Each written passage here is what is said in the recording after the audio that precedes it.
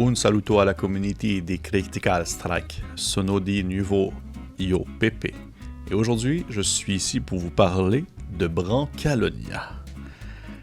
Découvrez la Brancalonie, terre de danger et de possibilités pécuniaires, et prenez part au jeu de rôle italien le plus incroyablement canaille que vous ayez jamais connu. D'où mon introduction avec mon horrible accent et mes mots probablement approximatifs, mais j'ai fait mon possible. Eh bien oui, aujourd'hui je suis là pour vous parler de Brancalonia, un jeu de rôle supplément d'un parti tiers pour la 5e édition de Donjons & Dragons.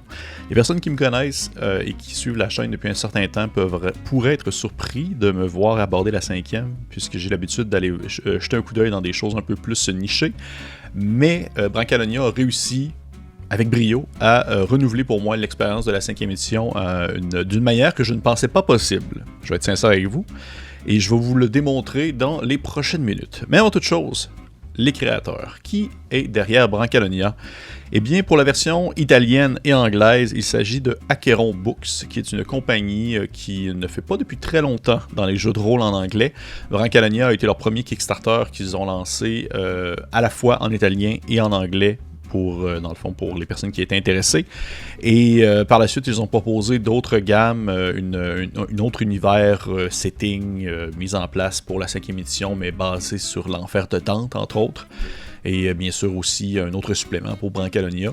Et tout de même, il faut l'avouer qu'avec leur peu d'expérience nécessairement dans la matière, encore pour l'instant, dans le domaine, eh bien Brancalonia est un franc succès, a gagné de nombreux Ennies, que ce soit pour son setting, que ce soit pour son visuel, son approche. Bref, à quel point il est surprenant de voir que un livre qui est vraiment d'un parti tiers de la 5e édition remporte autant de Ennies. Eh bien, ça vaut la peine de se pencher dessus et d'essayer de voir de quoi est-ce que la bête en retourne. Mais aussi une deuxième raison pourquoi est-ce qu'aujourd'hui je vous en parle, c'est parce que Brancalonia va être traduit par les studios Agathe, qui sont derrière Les Ombres d'Esteren, entre autres, mais également aussi qui se sont occupés de la traduction de La 7e Mer, 2e édition, Vampire the Requiem, et qui sont les créateurs de la grande et grosse et très belle gamme Dragon, qui est un univers et aussi un setting pour la 5e édition de Donjons & Dragons.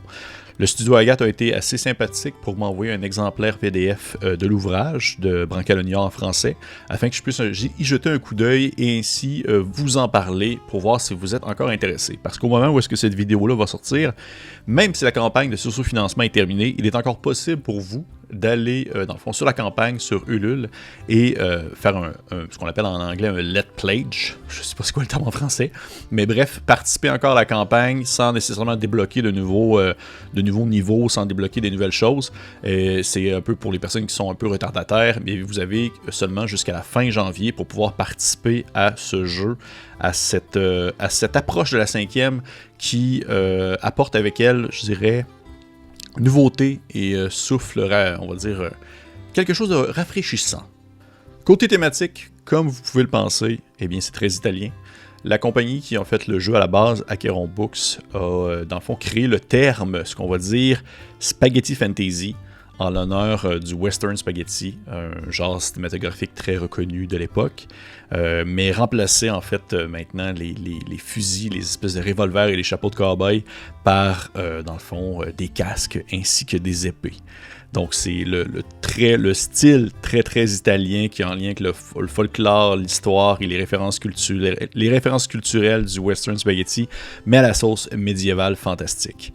On peut penser à des ouvrages de fiction comme le Pinocchio de Golodi ou même justement l'Enfer de Dante, entre autres choses les films de Sergio Leone avec Terence Hill par exemple, ou les films ou les œuvres de fiction comme The Princess Bride, ou encore mon livre préféré de tous les temps, no joke, j'exagère même pas, Le Nom de la Rose, de Umberto Eco.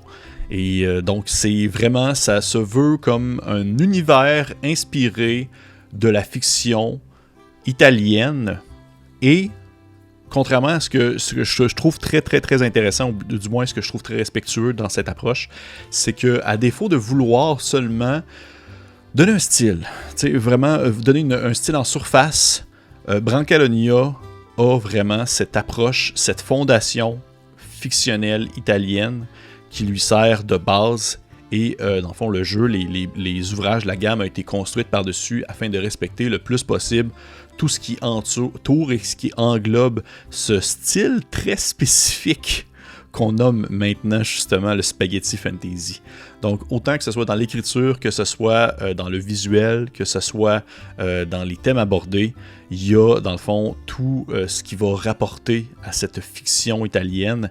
Et pour les gens qui ne s'y connaissent pas, je pense que vous allez trouver ça original et très rafraîchissant, peut-être même des fois un peu désarçonnant. Pour les personnes qui sont très familiers avec le style, vous allez voir de nombreux clins d'œil à des œuvres et des œuvres de fiction ou non qui ont inspiré l'Italie au courant des derniers siècles. Côté système de jeu, eh bien, si vous connaissez la 5e édition, vous savez jouer à Brancalonia. Pour les gens qui ne connaissent pas la 5e édition, c'est surprenant quand même un temps soit peu, mais c'est du D20 avec des classes, 6 caractéristiques, jeux de sauvegarde, des sous-classes également. Il y a tout ce qui, on va dire... en lien avec Donjon Dragon, qui est commun à Donjon Dragon depuis que Donjon Dragon existe. Mais Brancalonia propose également des nouvelles choses. Si on reste, dans le fond, spécifique de ce qu'on connaît de la 5e édition, eh bien, il y a 5 nouvelles races, dont un type d'humain et 4 autres races qui sont... des choses un peu plus humaines. Ça demeure humanoïde, ça demeure très accessible, mais encore une fois, ça vient refléter le folklore, le mythe italien. Il y a 12 nouvelles classes qui veulent aussi mettre de l'avant le côté plus terre-à-terre, le côté low fantasy qui est approché, qui est plus, dans le fond, propre à l'univers. On parle par exemple d'un genre de brigand pour le voleur qui est comme entre le voleur et le rôdeur, un voleur qui est plus associé à la nature, un frère religieux pour le moine, mais qui aussi peut casser des gueules, un chevalier errant pour le paladin, un spadassin pour le guerrier, et j'en passe, mais ils sont tous une espèce de... Ils sont tous très caractériels dans l'imaginaire italien. On parle de nouveaux dons, d'équipements, d'objets magiques aussi, de créatures, de monstres qui sont associés à l'imaginaire de Brancalonia. On va parler également aussi de l'univers en soi qui va être proposé, qui est comme un terrain de jeu pour vivre l'expérience que veut offrir les créateurs du jeu. Mais si on s'éloigne de la 5e édition et qu'on va explorer plus, je dirais, les possibilités en dehors de la Open Game Licence, des règles de la 5e, il y a des nouvelles règles qui sont incorporées pour vivre l'expérience brancalonienne. Ces règles-là ne sont pas nécessairement obligatoires, mais elles sont fortement conseillées. Si vous voulez vraiment vous, excusez-moi l'anglicisme, mais vous sticker, vous coller à l'ambiance que veut donner Brancalonia. On parle entre autres de, par exemple, un maximum de niveau. Vous allez atteindre votre niveau, c'est au niveau 6. Une fois que vous avez atteint ce niveau, vous prenez dans le fond une retraite bien méritée. Mais vous pouvez aussi continuer, dans le fond, à progresser, mais habituellement, le concept, c'est que vous arrêtez votre expérience, ou du moins vous arrêtez ce personnage-ci au niveau 6 parce que vous avez atteint le plus haut que pouvait atteindre la canaille de votre espèce. On peut aussi mentionner l'équipement de mauvaise qualité ou de contrefaçon, de l'équipement qui va se user avec le temps, que vous allez devoir réparer, changer, des choses comme ça.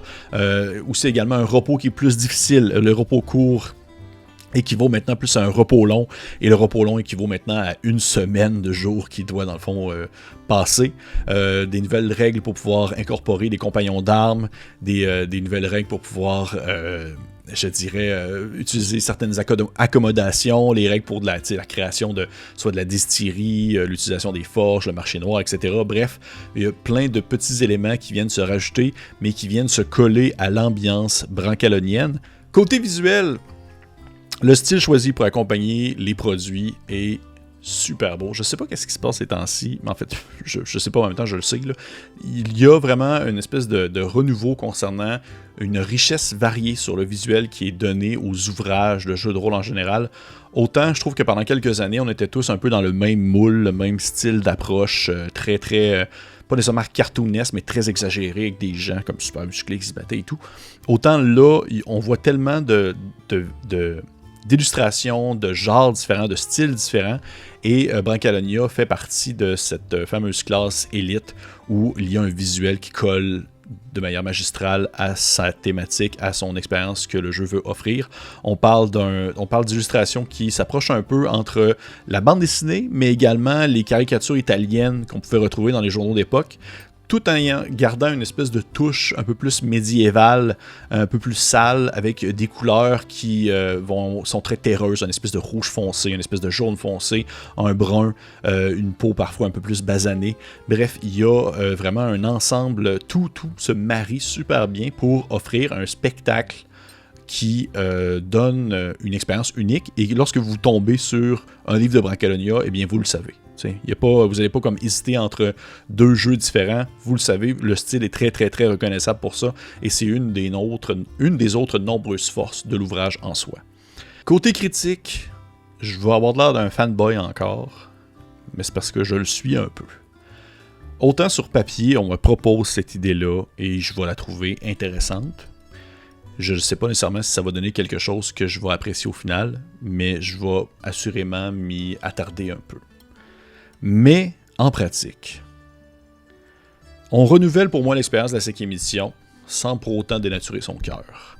Il n'y a pas assez de changements, je dirais, côté règles pour que je me dise à ce moment-là jouer un autre jeu, tant qu'à y être. C'est utiliser un autre système de jeu. Mais il y a assez de richesse d'options qui calquent si bien avec la thématique et le cœur de la 5e édition que je peux juste m'avouer conquis réellement concernant l'œuvre, la beauté qui en ressorte, ses règles et la gamme en général. Agathe a frappé vraiment fort, je trouve, en ayant l'opportunité de faire la traduction, dans le fond, des ouvrages, qui perd nullement de son charme malgré, je dirais, certains manques d'expression purement écrites à l'italienne. Je considère qu'ils ont frappé gros, parce que la communauté qui s'est créée autour de Brancalonia est vraiment très grosse. Autant en anglaise que la campagne française a été un franc succès. Et les prix que le jeu a remporté, les campagnes de surfinancement qui ont justement été, qui ont dépassé les attentes, la maison de publication, selon moi, va vraiment avoir beaucoup de jobs dans les prochaines années concernant la traduction des futurs ouvrages de Brancalonia, peut-être même la publication d'aides de jeux qui vont être offerts via la communauté, parce que je pense que celle-ci va se donner énormément à la création, comme on peut le voir avec la 5e édition en général. Pour moi, c'est une série d'ouvrages qui a un avenir devant elle. Et autant je peux critiquer certains jeux qui vont se coller aux règles de la 5e édition seulement pour surfer sur la vague de l'édition la plus populaire actuellement. Parce qu'effectivement, autant soit peu vous avez un artiste visuel talentueux, si vous faites une campagne de socio-financement, vous prenez son art à lui, que vous avez payé, mais vous sortez le pire supplément de la 5e édition. Il y a des bonnes chances que celui-ci va être financé quand même parce que la 5e édition, ça vend énormément. Et souvent, je vais être très critique, je vais être très sur la défensive lorsqu'on va me proposer un système, pas un système, mais un setting, un univers avec des règles optionnelles qui va prendre la 5e édition, qui va vouloir me renouveler mon expérience, parce que j'ai tout le temps un peu l'impression que je me dis que la personne aurait pu se forcer en utilisant un autre système pour essayer de sortir un peu des sentiers battus. Et j'avais un peu cette prémisse-là lorsque j'ai commencé Brancalonia, lorsque je l'ai lu, parce que oui, je passais au travers de l'ouvrage en français, en PDF, mais j'ai été vraiment conquis, je suis vraiment charmé par l'idée de me dire que ça va s'arrêter au niveau 6. Ça me donne des idées d'aventure, ça me replonge dans le médiéval fantastique comme je l'aime. Parce que j'ai jamais été un très grand fan de la high fantasy. Et Brancalonia m'offre une expérience qui se renouvelle, qui est rafraîchissante et qui est absolument unique dans son approche, autant visuelle, narrative que de son système, tout simplement. Donc, bravo à Kéron. Bravo à vous, Agathe, pour la traduction. C'est clair, concis, efficace. Merci beaucoup pour le PDF, je suis très apprécié. Et je fais pas ça parce que je me dis, ils vont me donner comme $1 million. Je fais ça parce que je trouve que ça vaut la peine de pousser ce genre de projet-là. Parce que ça vient enrichir une gamme qui parfois, je trouve, est diluée parmi des projets qui se ressemblent et qui finissent par offrir seulement une certaine fadeur. Mais Brancalonia n'en fait pas partie. Brancalonia mérite absolument tous les lauréats qu'elle a gagnés au courant de la dernière année. Ça ressemble à ça. Côté le financement, côté socio-financement, présentement, il est terminé. Il y a 13 paliers à débloquer, des exclusivités francophones, dont des aides de jeu et des scénarios. Et vous pouvez encore participer à celle-ci jusqu'à la fin janvier, si jamais vous souhaitez avoir accès à tout ce que ça l'offre avant tout le monde, parce que sinon après ça, eh bien, vous allez devoir attendre la sortie en boutique. Fait que, hey, merci encore, j'espère que vous avez apprécié. Je vous conseille de liker, partager, commenter. Faites voir à d'autres personnes si jamais des gens qui pourraient être intéressés. Je suis vraiment content en fait de pouvoir partager quelque chose de la 5e que j'ai énormément apprécié. Et on se dit À la prochaine.